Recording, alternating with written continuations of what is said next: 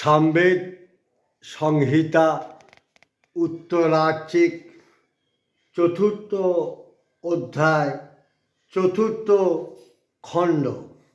হে ইন্দ্র, দুলোক ও পৃথিবী যদি শত শতও হয়, তবুও তারা তোমার মহিমা প্রকাশ করতে পারে না।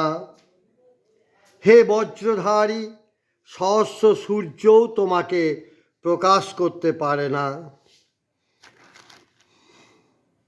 যারা জন্মেছে তারা এবং দুলোক ও পৃথিবী কেহই তোমাকে ব্যপ্ত করতে পারে না।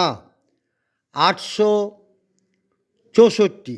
হে বৃত্তহন্তা, সম্প্রতি তুমি অন্তরিক্ষে অবস্থিত যে বাড়ি রাশি দান করলে, আমরা সোমবন্ত শ্রোতারা সেই পবিত্র প্রস্রবণকে ঘিরে বসেছি, আর আমাদের মনও তোমা অভিমুখে নিম্নগতি বাড়ির মতো যাচ্ছে।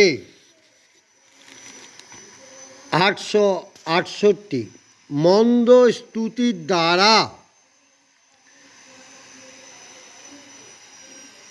ধনের প্রশংসা হয় না, বিনষ্টকারীর ধন লাভ হয় না।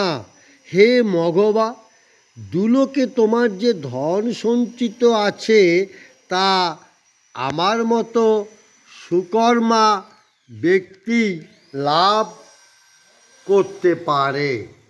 পঞ্চম খণ্ড। 869। 3 প্রকার স্তুতিবাক্য ঋক যজু সাম ঊর্ধ্বলোকে যাচ্ছে। আকাশে অবস্থিত রশ্মিগণ ও বাকরূপী ধেনুগণ শব্দ করছে। হরিত বর্ণ সোম শব্দ করতে করতে যাচ্ছেন। 873।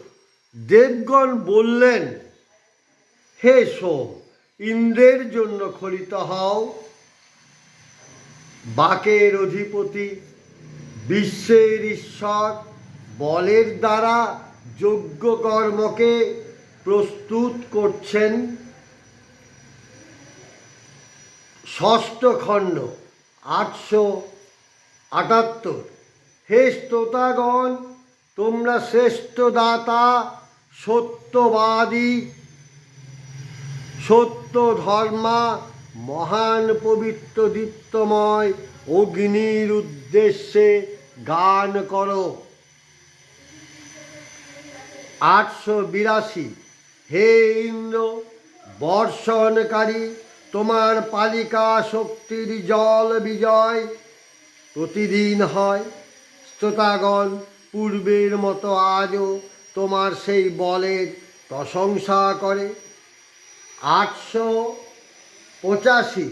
সেই ইন্দ্রকেই আমরা স্তব করি, যাকে স্তুতিগান বৃদ্ধি করে বহু বলবীর্য ভোগ ইচ্ছুক আমরা তাকে ভজনা করি। মন্ত্রদ্রষ্টা ঋষি কবিদের আমার প্রণাম।